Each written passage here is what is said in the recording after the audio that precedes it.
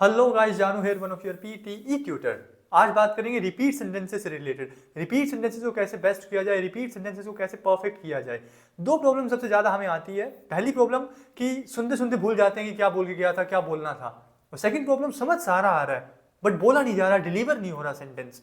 तो ये दो टाइप की प्रॉब्लम सबसे ज्यादा मेन आती है रिपीट सेंटेंसेस में। तो इन दोनों प्रॉब्लम के लिए दो मेथड्स आप लोगों को बताऊंगा जो कि पीटी के लिए सबसे बेस्ट मेथड रहेंगे।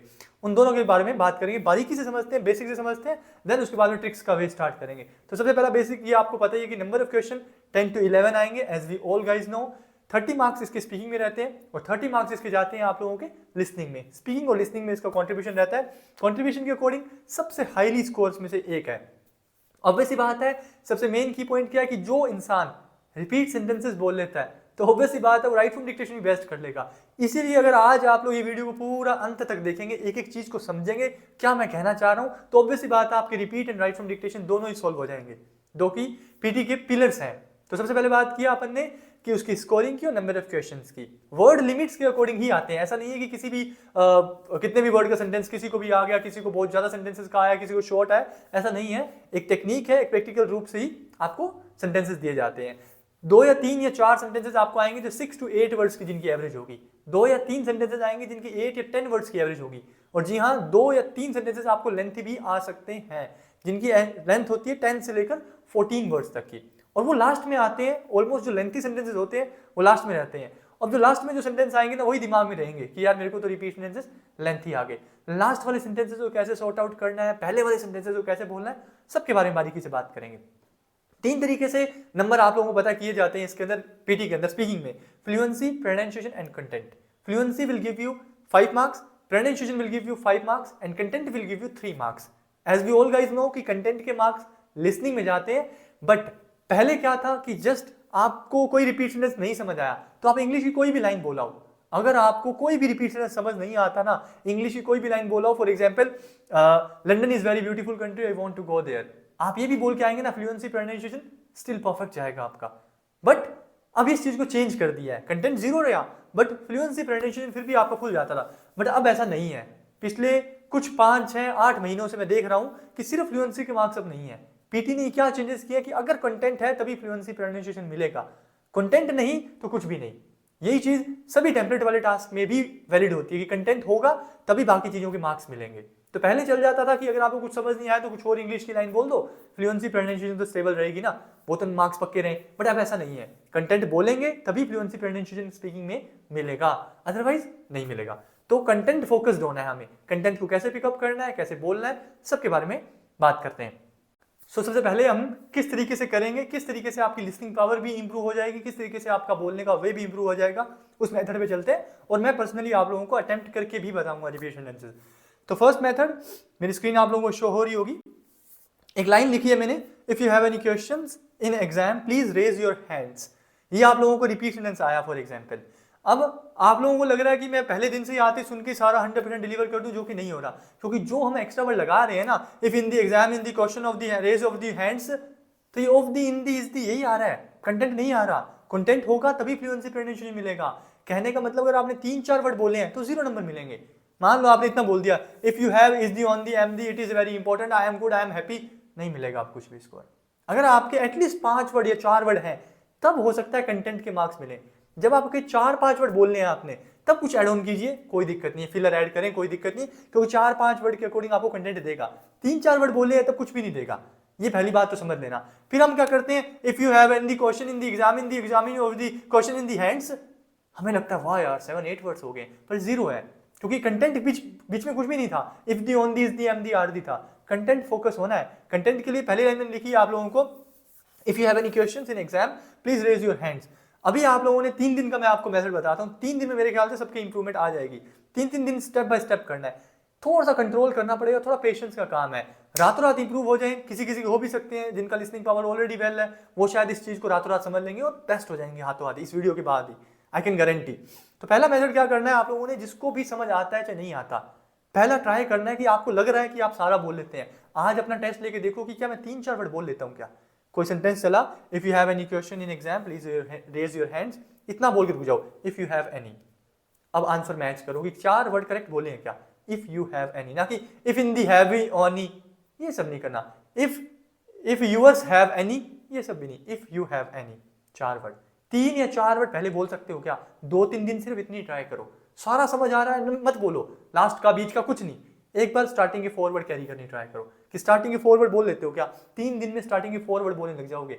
और आप ये सोचो कि जो लास्ट का सेंटेंस समझ आ रहा है वो बोल नहीं रहे हो, कंट्रोल पावर कितना बढ़ रहा है, लिसनिंग पावर कितना स्ट्रॉन्ग हो रहा है। तो first try, if you have any question, इतना ही। सेकंड, 3 दिन बाद क्या करोगे? अब 4 से 5 वर्ड पे जाना है। अब ये 10 से 11 वर्ड का सेंटेंस है। पहला ट्राई आपने 3 दिन किया कि मैं अब 3-4 वर्ड बोलूंगा, डेली की प्रैक्टिस जितने मर्जी करो आप, 3 से 4 वर्ड ही बोलूंगा। फिर ट्राई करना 3 दिन बाद 4 से 5 वर्ड की, if you have any question. If you have any question, अगर आप 5 वर्ड बोलने में सक्सीड हो जाते हैं, 5 word is equal to 60 score आपका लिसनिंग में और 60 स्कोर स्पीकिंग में। आई कैन गारंटी, मेरे पता नहीं लाइक 500 प्लस स्टूडेंट हैं जिन्होंने अभी पेपर दिया होगा, 500 स्टूडेंट, उनको सबको मैं इसी मेथड से ही करवाता हूँ, उनकी रिक्वायरमेंट के अकॉर्डिंग, जिनकी जितनी रिक्वायरमेंट उतना कंटेंट बुलवाता हूँ, उनके लिए उतनी ट्रिक्स, क्योंकि मैं डेली हर बच्चे से रूबरू हूँ ना, हर बच्चे को सुन रहा हूँ, सुन के बता रहा हूँ, तो I can feel, I can understand कि किसको कितना बताना है, किसको कितना करना है। वो बच्चा खुद ही समझ आता है कि हाँ यार मेरे लिए इतना है, मैं इतना करके आता हूँ, मेरा स्कोर ले लूँ पहले जितनी मेरी रिक्वायरमेंट है, फिर उसके बाद वापस दे देना चाहिए 90 के लिए। एक बार 90 नहीं, एक बार जितनी रिक्वायरमेंट है वो कंप्लीट करते हैं। तो रिक्वायरमेंट के लिए पहला काम क्या किया हमने? कुछ दिन स्टार्टिंग के 4 वर्ड, फिर उसके बाद 4 से 5 वर्ड। 5 वर्ड जब बोलने लगोगे तो 60 स्कोर पक्का कर लिया आपने। ये पक्का 60% स्कोर मिलेगा आपको रिपीट सेंटेंस में, ये पक्का हो गया एकदम। और 60% स्कोर ऑलमोस्ट 70% बच्चे नहीं ले पाते। ये रियलिटी बता रहा हूं मैं कम से कम 1000 बच्चों की स्किल्स चेक कर चुका हूं, 1000 प्लस बच्चों की स्किल्स चेक कर चुका हूं। इंडिविजुअल किसी टीचर ने, किसी ने शायद अभी तक पीटी में किसी ने इतनी स्किल नहीं चेक की होगी, बिकॉज मैं ही तो कर रहा हूं ना सारा, मेरा कोई स्टाफ नहीं रखा मैंने कि जो टीचिंग करवा रहा है वट एवर, नहीं। रिप्लाई देने के लिए हो सकती है मेरी टीम रिप्लाई दे, आप लोगों को रिस्पॉन्स दे, बट स्किल्स और बच्चे से कम्युनिकेट सिर्फ मैं ही करता हूं।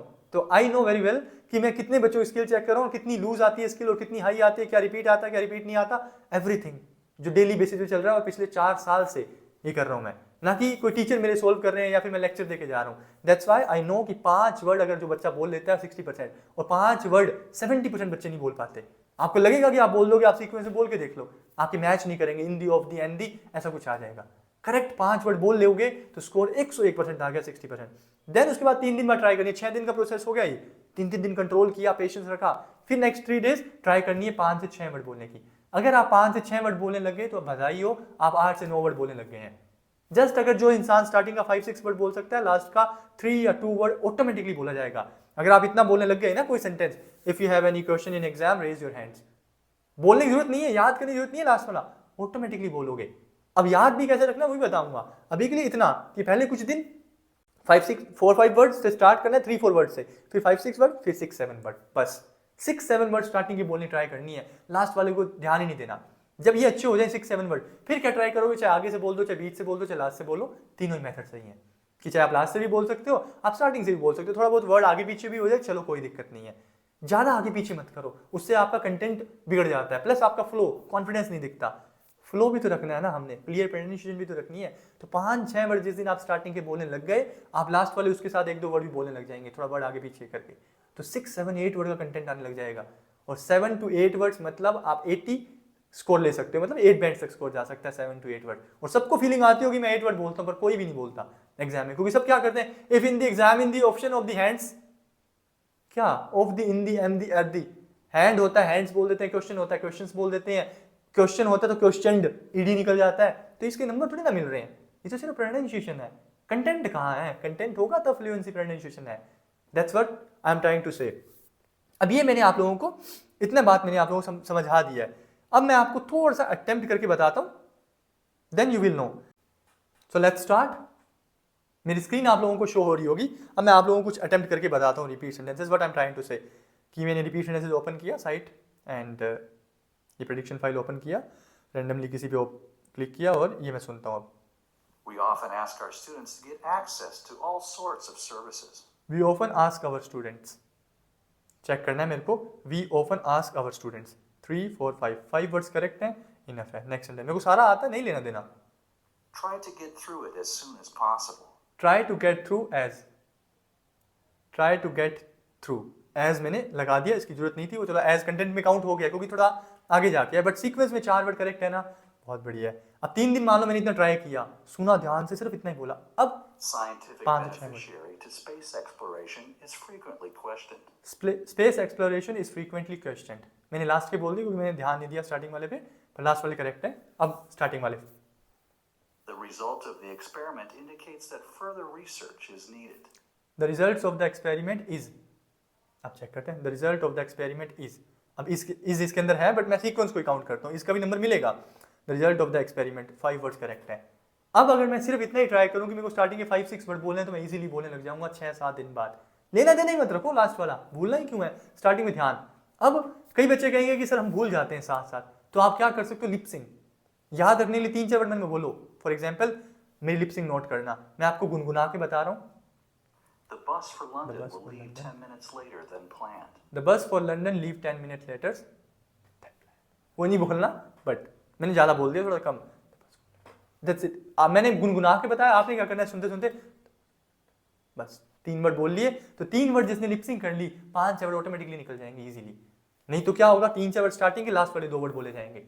इजी कंटेंट फोकस्ड हो गए आप। अब यहाँ पे ये नहीं कर रहे हो the bus is the London is the focus of the department, ये सब नहीं हो रहा। आप content focus, lip sync. One more try, note करना मेरी lip sync how I am doing. If you show your student card, you will get a discount. If you show your student card you will get a discount. जब starting के 4-5 word की lip sync हुई ना, तो mind last वाला easily बोल देता है, क्योंकि 4-5 वर्ड तो आपने बोल ही लिए, अब लास्ट वाला इजी है आपके लिए। इजी है, आपको ट्रस्ट करना होगा मेरी बात पे। अब इसमें लग रहा होगा सर तो इजी फेंक रहे हैं ना, तो मैं थोड़ा टफ पे चला जाता हूँ। ये वाला टफ है, इस पे लिपसिंग आजमाते हैं। The literal output of this research is prolific and diverse. The little output of this research is prolific and diverse. बोला जा सकता है, इजी है। मैं सारा बोलने को नहीं ट्राई कर रहा हूँ, ये मैं चलो सारा बोल गया, पर आपको नहीं बोलना, आपको तो 6-7 वर्ड ही बोलने हैं। 6-7 वर्ड मतलब 70-80 स्कोर। तो 5 से 6 वर्ड की ट्राई करके लिपसिंग करके भी। अब इसमें कई बच्चों का क्वेश्चन ये भी हो सकता है कि सर क्या मैं लिपसिंग की बजाय नोट डाउन कर लूँ साथ साथ 3-4 वर्ड्स। फॉर एग्जाम्पल इस मेथड को भी मैं आपको करके बताता हूँ कि आप लोगों का कहना क्या है। तो let me try then will explain you. कई बच्चे ऐसा करना चाहते हैं। तो Students fear to write essays because they do not know how to do it. Student fear to write ऐसे because they do not know how to do it. वो last वाला ऑटोमेटिकली निकल गया, मैं चाहता नहीं था, मैं तो इतना ही बोलना चाहता था। अब ये 3-4 वर्ड मैंने इनिशियली लिख लिए। आप इस तरीके से भी कर सकते हो, पर ये तरीका थोड़ा पैनिकेशन वाला है। एग्जाम में सुन के लिखना और साथ में नेक्स्ट करना और साथ में बोलना डिलीवर करना, थोड़ा पैनिक हो सकते हैं, फिर बच्चे क्या कंटेंट से हट जाते हैं। तो मे भी ये तरीका भी आप कर सकते हो इफ यू वांट कि आपको रिमेंबर नहीं रहता, पर लिपसिंग वाला ज़्यादा ईजी है। सुनना है, डिलीवर करना है, सुनना है, डिलीवर करना है, फोकस, आइज क्लोज, सुना, बोल दिया, नेक्स्ट किया, माउस दबाया। तो ये थोड़ा सा इजी वे है, तो लिपसिंग करके ट्राई कर सकते हो जिस मेथड से मैंने आपको बताया। इससे इजी मेथड नहीं हो सकता। और कितने रिपीटेशंस करने हैं ये बहुत जरूरी है। ये नहीं कि मैं अंधाधुन लगा रहा हूँ या मैं प्रैक्टिस ही ना करूँ, कितने करने ये जरूर मैटर करता है। इसके भी 2 मेथड आप लोगों को मैं बताता हूँ कैसे इसकी प्रैक्टिस करनी है। सो फर्स्ट ऑफ ऑल, अगर आप मेरी ऑनलाइन क्लासेस ज्वाइन करना चाहते हैं तो आप मुझे ऑनलाइन क्लासेस के लिए भी कॉन्टैक्ट कर सकते हैं। I really value your money. आप मेरे फीडबैक चेक कर सकते हैं, 500+ रिजल्ट्स चेक कर सकते हैं। और बेस्ट पार्ट ये कि मैं खुद ही क्लास लूंगा आप लोगों की। मैं इंडिविजुअल बैचेस भी लेता हूँ पर पर्सन। अगर आप इंडिविजुअल ज्वाइन करना चाहते हैं उसका फीस थोड़ा सा हाई होगा, बिकॉज आई डिजर्व दैट, जितनी भी हो सकती है, पर वो वैल्यूबल होगा। 1 घंटा अगर मैं आपसे कंसल्ट करूंगा पीटी के लिए तो बहुत वैल्यूबल होगा। ग्रुप क्लासेस भी मेरी ज्वाइन कर सकते हैं। ग्रुप भी मेरा इंडिविजुअल जैसा है, हर बच्चे की स्पीकिंग सुनता हूँ, हर बच्चे को सुन के बताता हूँ किसको कैसा बोलना है।